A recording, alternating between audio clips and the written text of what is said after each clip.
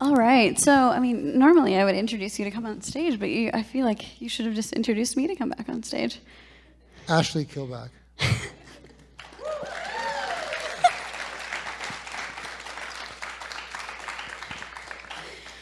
So, a really important part of the show is bringing in a live interview guest to sit here on this big comfy couch and, talk about your story, and really get into the theme of tonight, talking about masculinity and vulnerability.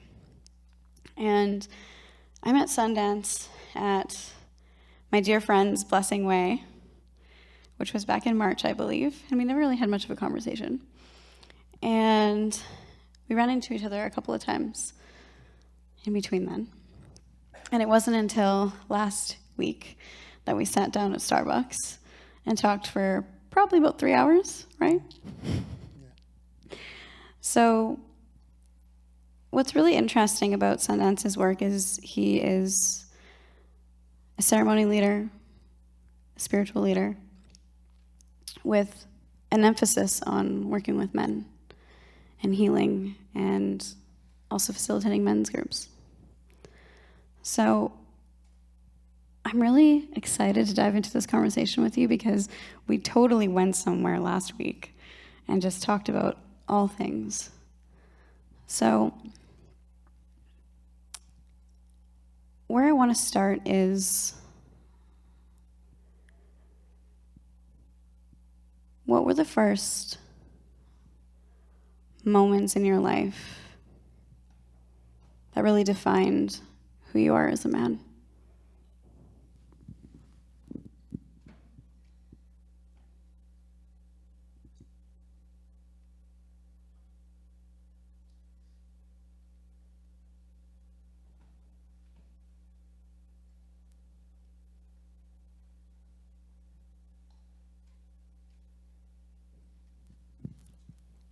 That's a pretty loaded question. I always just jump right in. Defining men and masculinity, and yourself as a man,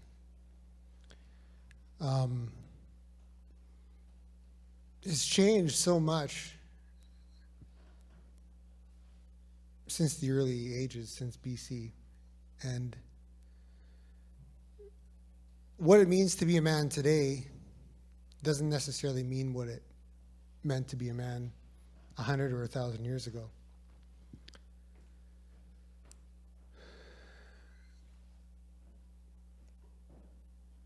But I had to show up for myself at some point in my life. And I had to quit wallowing over the fact that I didn't have leadership in my life. And I had to sort of pick up the pieces of what I saw in my life that looked like what it meant to be a man. My father left when we were pretty young. And really, looking back, and I've thought about this a little bit since we talked, really all I had to reference as what it meant to be a man was my grandfather. And he had just such a resolve about him. There wasn't much the man needed to say. But the presence of his resolve was all he needed to say. And even listening to Nono talk and like this rock, and it's very easy to be blown around. And we want to be tethered to the rock. So we can be blown around. But at some point, life calls you to be that rock.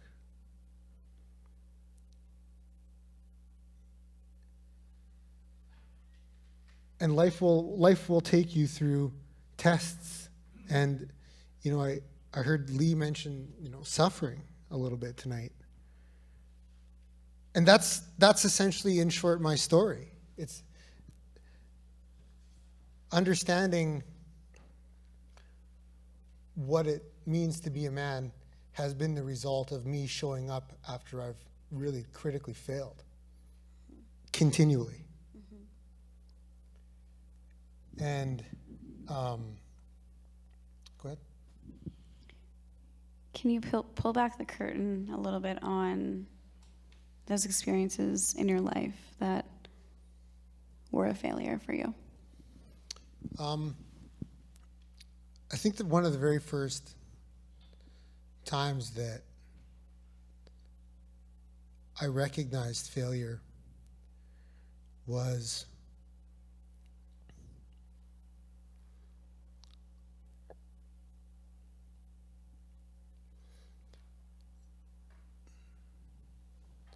I had just, music was such an important part of my life, and I was playing in a band called Linger at the time, and I was playing drums, and we made it to the Band Slam final at Casino Regina, and I had worked on this basically my entire life to get to this point. If we won, we ended up going to North by Northeast in Ontario or in Toronto. And so that would have given us a whole lot of exposure to labels and whatnot. And really it was all that I had. Because when you step away from the lostness as a child and you rely on the music that's you, it just is you. There's no separating that. And everything that kind of went on in my head was, I'm going to do this and I'm going to leave. I'm going to leave all this shit behind. I'm not going to have to look at it. I'm not going to have to look at anybody. And there was a part of me that I wanted to leave, and it was all out of what I lacked. All the surroundings, everything around me was, I just looked at it and all I could see was what I didn't have. And I wasn't grateful for what I did have. You know, I wasn't grateful for the essence of my being. The truth that I was actually relying on that was there was the ultimate of fullness. But I couldn't see that. And when we finally made it to the Band Slam competition, we played flawless sets. And we were in the middle of the last set, and I dropped my drumstick. And it was obvious. And it went just so far away that I knew that the only way that I could grab it was to miss. I would end up having to miss beats, and it would be a totally obvious thing. And so in front of Casino Regina, I had to quickly make the jump, go grab the drumstick. And the whole vibe had totally changed. The vibe shifted with the band, and I just knew in my head that I fucked up. And I sort of felt like I tried to overcome it in that moment. You know, I tried to pull myself back together. And eventually we did recover, and we finished playing this set. And another band won that night. It wasn't us, and they went to the showcase in Ontario. And so for me, that was, and shortly after that, the band broke up, and I ended up moving up to Edmonton. And I would really define that as one of my first major failures, you know. So let's talk a little bit about failure in terms of masculinity. How do you think that it's traditionally been approached, and the way in which we, or men, approach failure has really limited them from experiencing the growth that comes from it?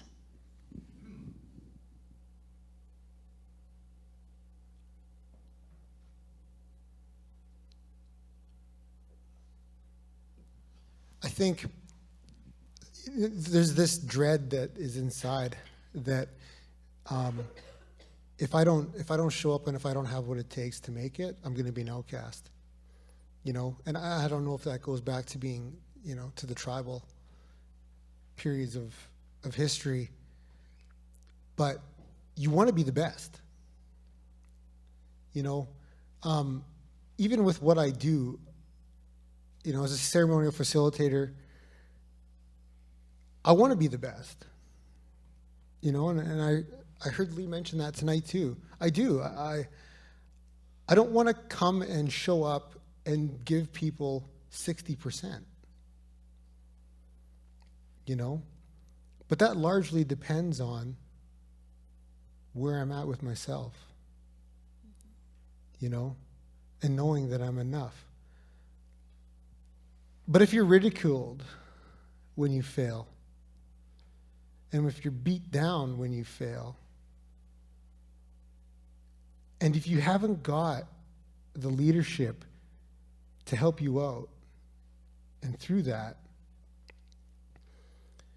you can, from what I experienced in life, with ridicule and failure, in the absence of a strong male role model or a father in my life, it's a quick descent, because then it becomes about turning inward, shutting off, and you really sort of just move into this sort of dark silence. And it's not a peaceful dark silence, it's a depression, because I found that I forgot my abilities, and my dreams and aspirations were so far removed from anything that was realistic from my standpoint, right? So after that first initial failure with what happened at Casino Regina,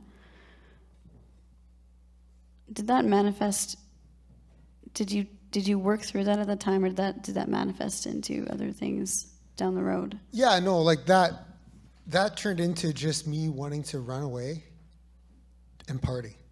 I told myself that I would move to Edmonton, I would join a band up there, and I would work harder at it. But all I ended up doing was falling deeper into drugs and alcohol at that point in my life. And then I just tried to keep up to that life and that beast. That was what it was, and that became a longer descent of just failure upon failure upon failure, of not being able to make it. So what initially, because I think that when we get into those places, we're numb from all of those feelings, right? So that initial feeling that failure brings up, or this perception of ourself, or this lack of worth that comes into play when we put everything that we love and that we expect of ourselves into something, and then it fails. So, and then when we use a numbing agent to try and just push away all that had come up from that experience, right?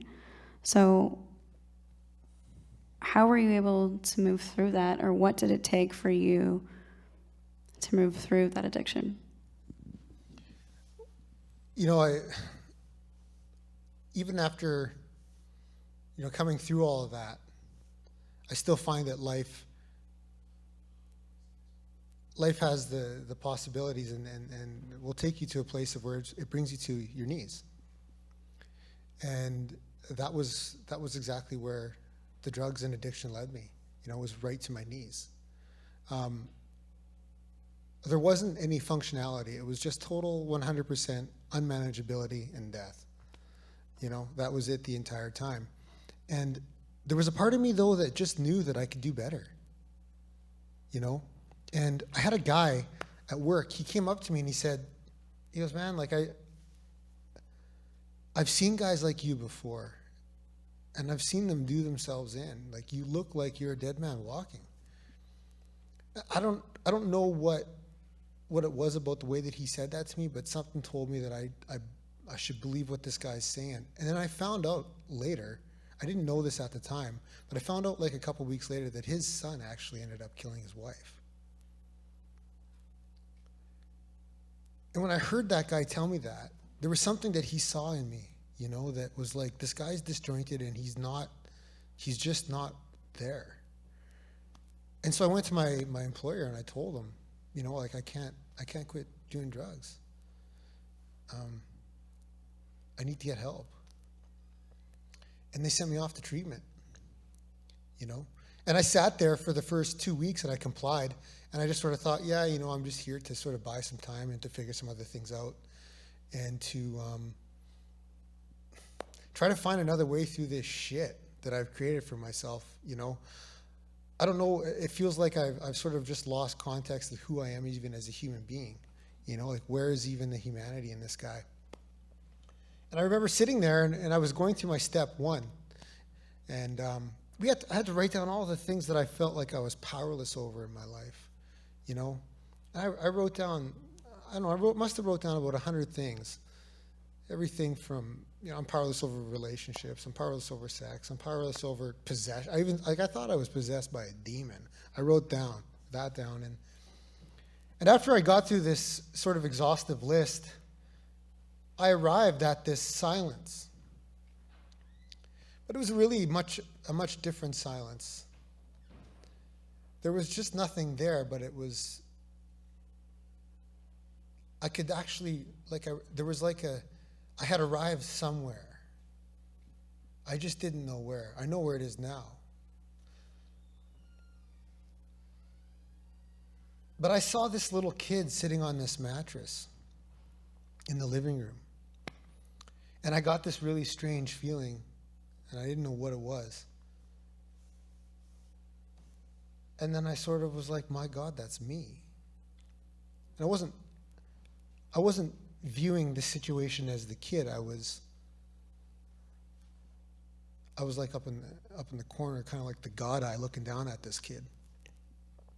This kid was in front of the TV. And in a split second, a lot of things came back to me in that moment. I didn't necessarily know that I would move in this direction in this conversation, you know.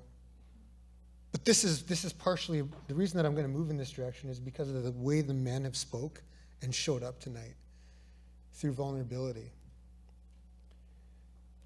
And a lot of my life was based around concealing stuff.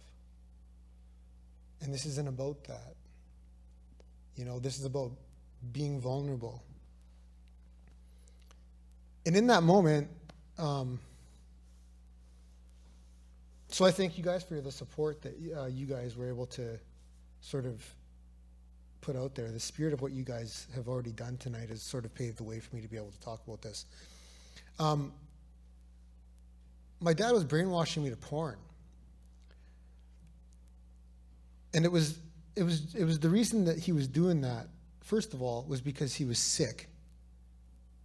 He was a residential school survivor. He attended Brandon Residential School.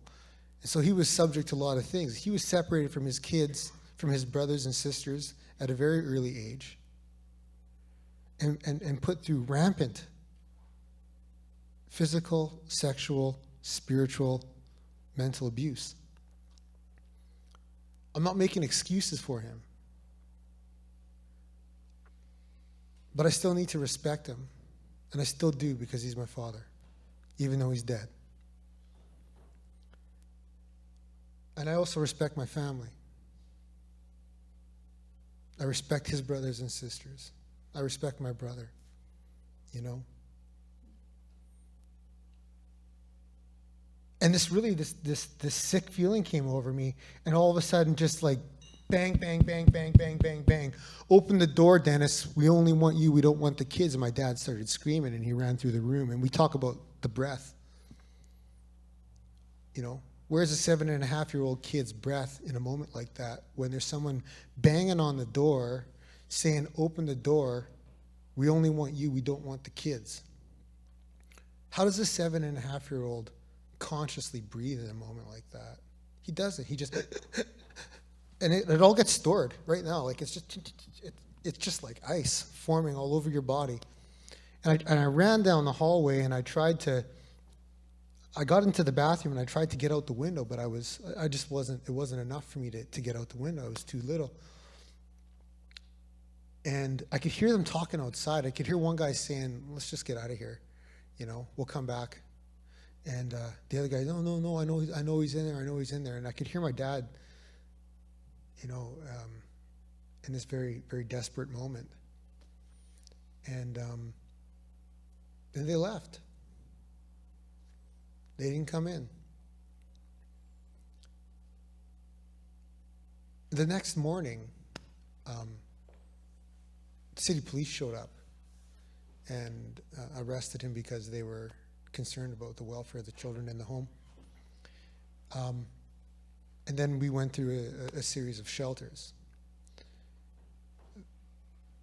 And then I forgot everything. I didn't remember that. Like, I woke up not remembering that. And it wasn't brought back into my consciousness until that moment I was sitting in treatment and I saw it. So, thank you for sharing, by the way, because I think that these off-the-cuff conversations can go many of ways, and it evokes things and it pulls out things. And I just honor you for sharing that part of your story. So, when you're sitting there in the treatment center, and that story comes back with a flash, what was the newfound understanding that you had of who you were in that moment? I had just answered a question as to why I was the way that I was. It was revealed to me in that moment that a lot of things just started to make sense. Like all of the rank aggression and extreme anger that I had towards the people around me that I should have loved, it made sense because I couldn't get back to that place of love. I just heard in the news today that there's a reservation in Saskatchewan that's in a state of emergency right now because a 10-year-old girl committed suicide. At 11, I was sitting in front of a child psychologist because I was suicidal. And this is intergenerational trauma that's just being carried on. It finds its way into the lives of children, and they've got to figure it out.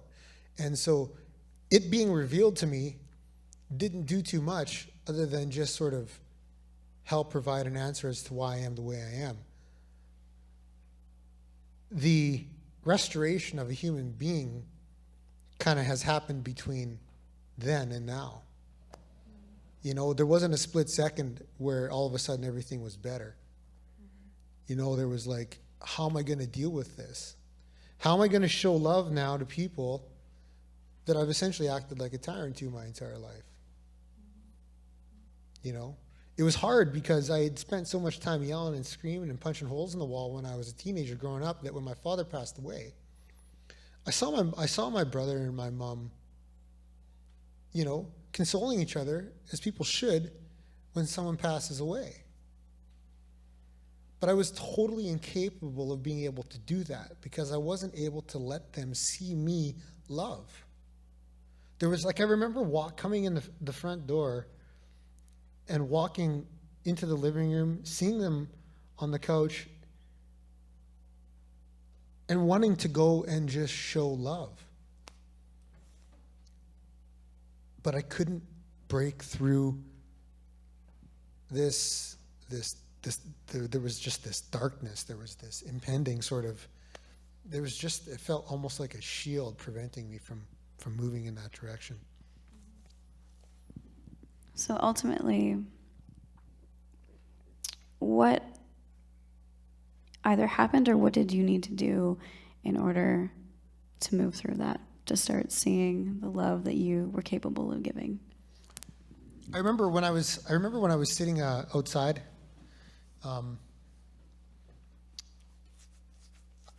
went outside and we had a little break after I had read that stuff out to the entire group, and I just saw a flower sitting there, and I looked at the flower, and I couldn't believe how bright and yellow it was. It was crazy how bright and yellow it was. And then I looked up to the sun, and I remembered back to a moment when I was walking down this path when I was a little kid, just before all this stuff happened. And I remember looking up at the sun when I was walking home from school and thinking, wow, what is this? There's something greater. There's something just so magical about this. There's something else going on here. I remember thinking about that when I was a little kid. And I reflected right back to that moment when I looked at this flower and I looked back up at the sun. It was like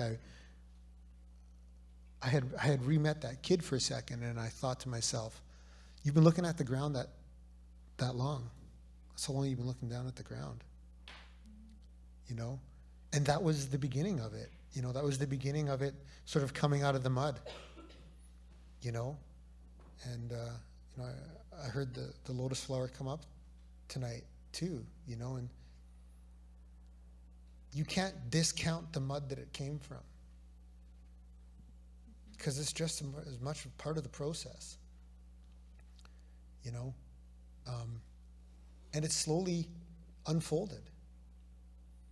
You know, slowly you begin to see that maybe the person that hurt me didn't have an opportunity to heal. Maybe I have that opportunity to heal, you know? And you start seeing it. And then you start seeing a part of you that really hasn't been touched. You see a part of you that isn't blemished. You see the part of you that's perfect. And then there isn't anything else to focus on, because everything else around that is bullshit. At some point, that became an embodiment in my soul and my spirit. But for a long time, out of ego, I would say, yeah, I forgave him. Yeah, I forgave that person. But I didn't. I was still hard. You know, I hadn't forgiven anybody. I would forgive people out of ego just to make them feel more comfortable with me. You know? Yeah, you know. But it's all bullshit. You know? The truth is I had no idea how to forgive. How do you just all of a sudden say, okay, ... and insert forgiveness? You know? How do you come to the line with everything that you have and drop it there and say, I'm done? I move forward now, I've forgiven everybody, and I can drop everything at the line, but when does forgiveness truly become an embodiment in your soul? And what does that process look like? You know, that had to be the understanding that came into my being. And it just came to be that it was so simple. I wrote down on a piece of paper that I'm probably never ever going to forgive the people that did this to my dad. I could forgive my father, for sure I could. But I couldn't forgive the institution, because the institution was a bunch of just blank faces. It was like looking at a gray slate. It was like, here's my opportunity to act like a victim for the rest of my life. Here's my opportunity to walk off this stage right now. Here's my opportunity to walk away from this conversation. Here's my opportunity to walk away from this relationship. You know what I mean? It just kind of went on. This is my way out. As long as I hold on to this victim, I've always got a way out. And I like that. I can make whatever I want, and I still got a way out. I still got a reason that I don't got to be accountable because this happened. You know? And I so desperately wanted that gone. I knew from the very depths of my soul, I wanted that gone. You know, because I knew that if I could get rid of that, I could get on to other things with my life, you know? And I came to a place and I just admitted the fact that I'm probably never ever going to be able to forgive those people. But I'm willing to try to be willing, you know? And even if that's bullshit,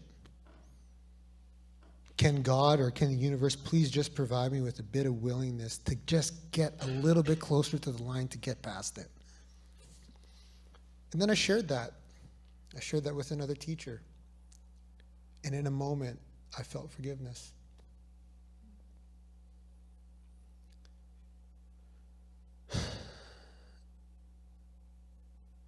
And then I saw a way through.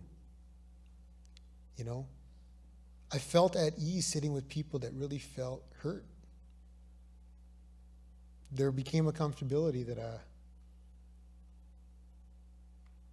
yeah, you've been through something significant in your life, you know, but it's not you, you know. And it's hard to believe that. it's hard. You know, some people don't wake up until they're in their 60s, and then they say, what have I been doing my entire life? You know? And I had a great opportunity, and you know, I don't plan on wasting that. So, I know that you primarily work with men, and you talked about this idea of finding the way out. Because I think that that's, you know, as such as human life is, through the darkness comes the light very much, right? So I can imagine that a lot of men come to you that are standing in that doorway, or perhaps even got to that doorway yet, but they're wanting that way out. And is there a common thread that exists in the work that you do in terms of, I know that all the stories and all the experiences that come to you are unique in their own. But from your own experience, what is it that men are trying to find their way out of right now? Doubt.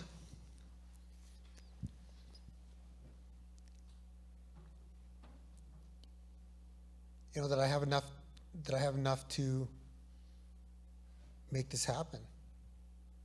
You know, that I can show up and truly make this happen. You know, I didn't expect to ever have conversations like this, you know, to be talking about men and masculinity. And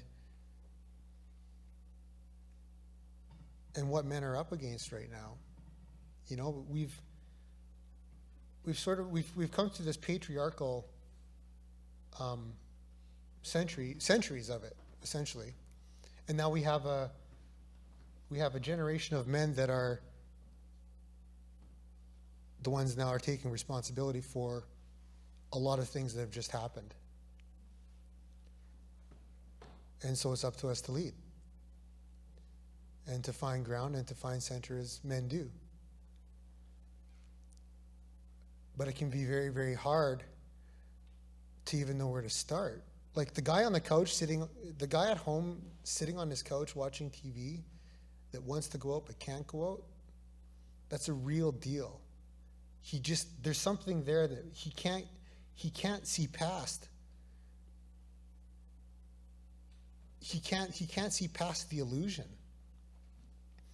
He doesn't realize that who he is actually real. Like that dream that's calling to him inside of his heart, that's saying, go out and do it, go out and be seen, go out and show up, just be there, because something maybe is going to happen. Like, he's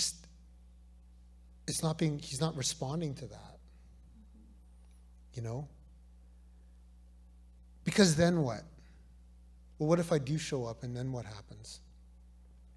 You know? I've always been like, for some reason, I've just, like, I see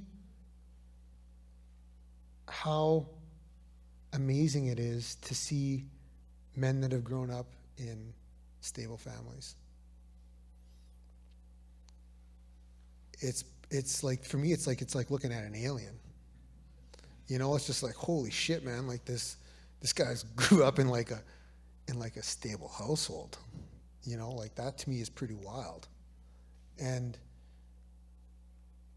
when I see a guy that is inside of himself and really, I can see his potential, but he's struggling to say the things that he really believes and speak his truth all the time. You know, it's hard to just convince somebody until you got to have the balls to go out and experience it. You've just got to do that. Like, I don't know how else to say it. You know, you can't be afraid to fuck up. You know, because this is where your experience is going to come from. You know, I think that I've done things that have probably gotten, you know, I've been in over my head a few times. You know, and those situations have really helped me out. You know, it's obviously led me here. You know, this is just the result of showing up. You know, like I'm truly humbled to be here in this room with these men tonight. And after every single person spoke, I sat, the same gnawing went off in my head saying, why are you here? You know, what are you doing here? You know, you got to go on after this. Holy shit, it keeps getting better. It keeps getting better. Like, it just keeps getting better. But I don't, that's what my head is trying to sell me. But I'm not buying that. Because if I don't have the right to look at another man and say, I'm not buying that. I have no reason to coach a guy and say it's okay to not listen to that voice if I can't do it myself. You know?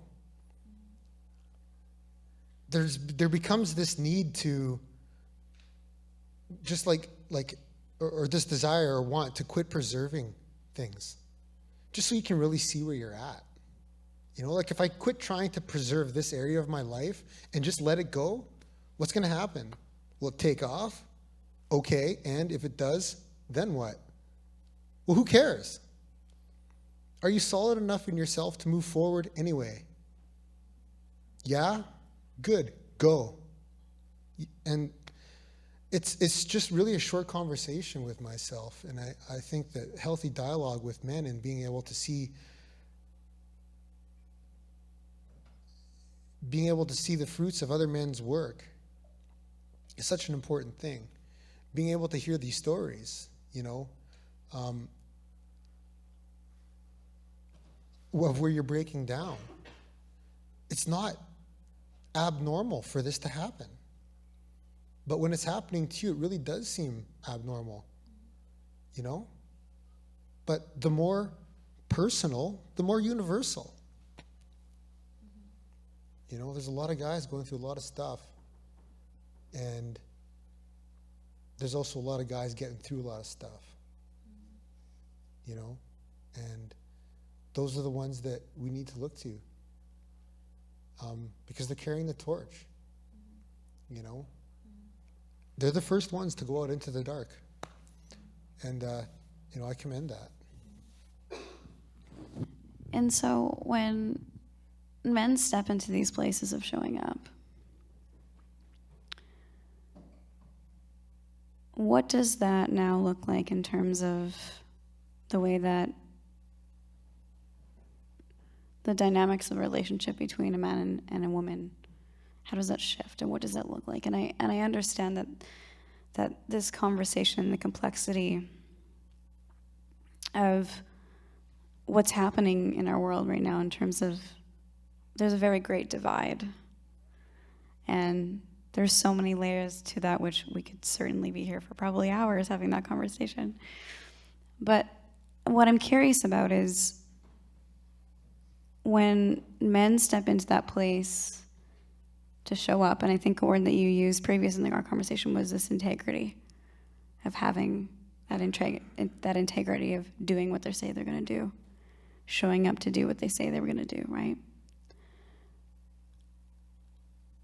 How does that then change the context or the dynamics of a relationship?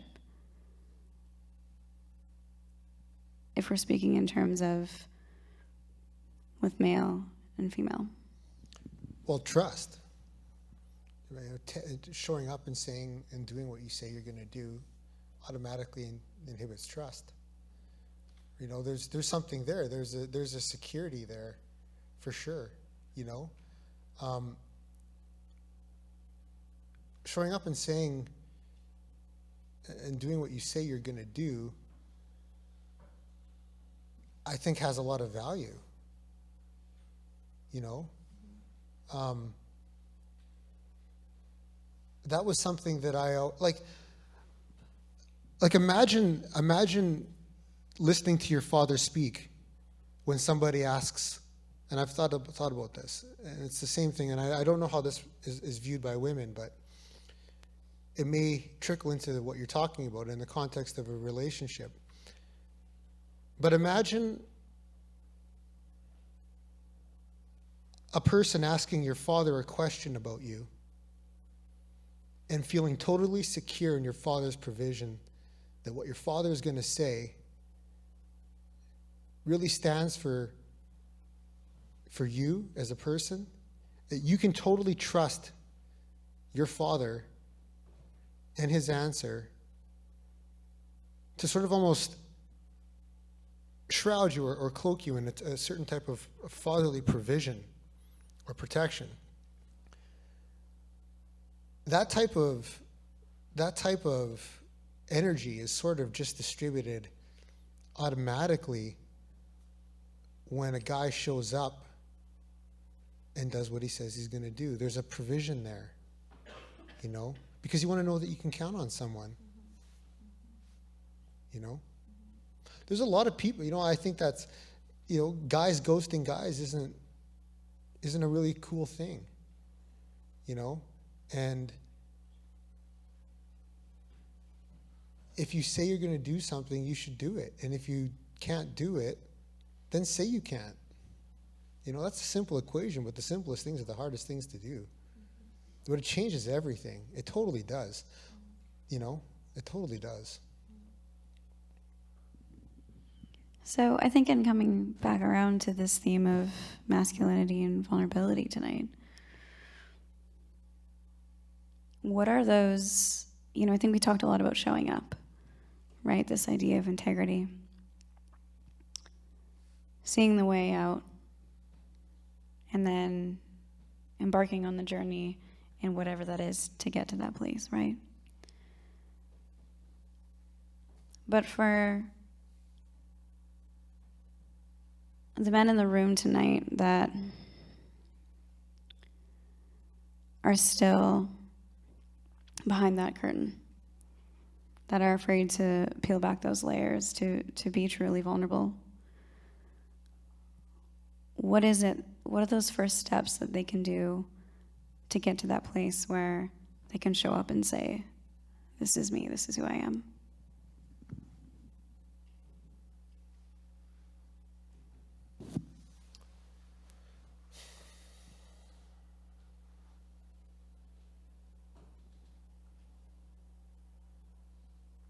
What is your main focus in life? What is your main focus right now? Everybody has something here right now today that they're focusing on. There's the center piece of our lives. There's something that our lives revolve around. There's something my life revolves around. There's something your life revolves around. We all have something that abides in us and that we want, or that we're working towards. And it's just there.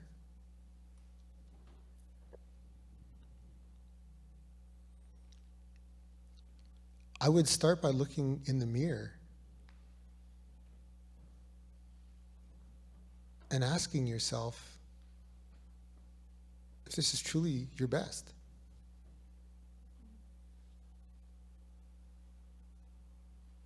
And then ask yourself if you maybe can do a little bit better.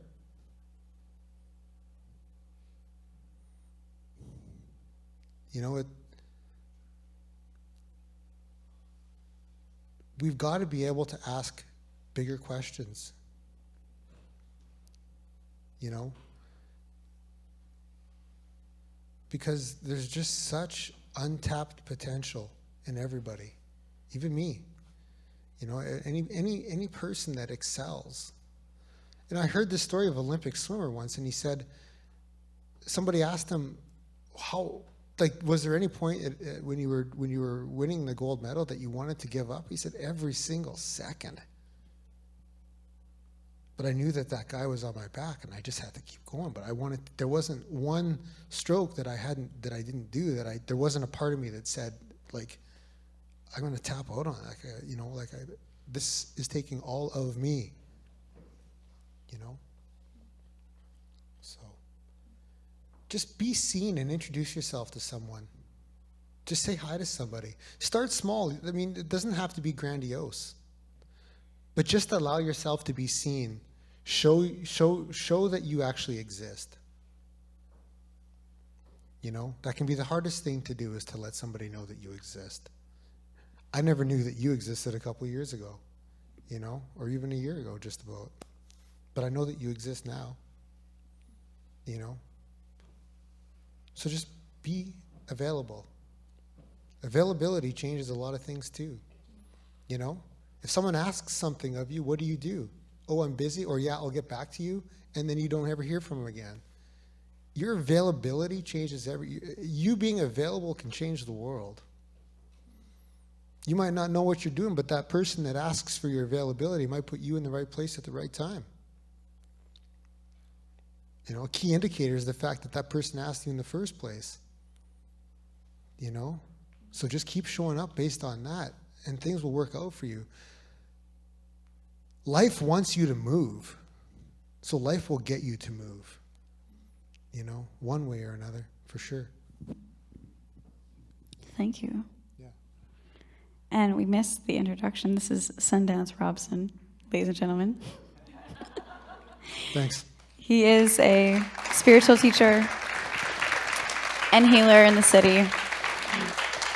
And such a beautiful connection and resource for men. And that's why I'm so grateful that you're here with me tonight, having this conversation and knowing that when we talk about availability, Sundance is available to be that guide in whatever form that is to help you see that way out. Yeah, and for the record, like, that was probably the most nerve-wracking experience in a long time, right? Like, I woke up nervous this morning, and I felt it again coming back up here, and it was really cool to be able to go through the nervousness, you know. Mm-hmm. So this is just me showing up, right? And I had no idea what was going to happen or how we were going to end up talking and what we were going to be talking about, but this is the way it went. Thank you for showing up. Yeah, thanks. Someone needs to sit here.